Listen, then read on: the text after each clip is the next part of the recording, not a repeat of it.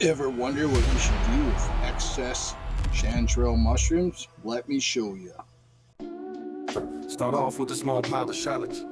Chop off the ends, but not too much. Peel them until they are shiny and purple.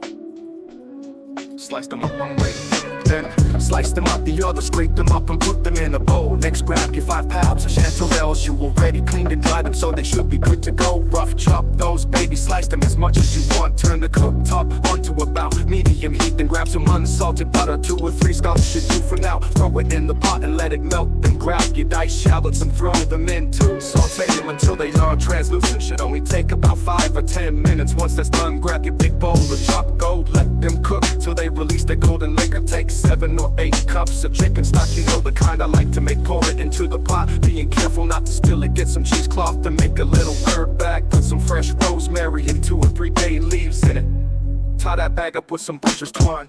Add the spice bag and let it boil for about 20 minutes. After that, separate the mix into 2 bowls. Blend it up real good with your immersion blender till it's smooth. You might have to pick some pieces of mushroom out of the blades, we want it smooth. Next, grab your sterilized jars and your funnel. Start filling the jars, but not too full. Get out your 41-quart pressure cooker and fill it halfway with boiling water. Using the jar lifter, load your jars into the water. Let them rapid boil for 12 hours. It's starting to smell good now. After the timer hits the 2-hour mark, pull them out and let them cool. If the lids aren't sealed, you will know 7 out of 8 isn't bad. Guess we can try some for dinner tonight.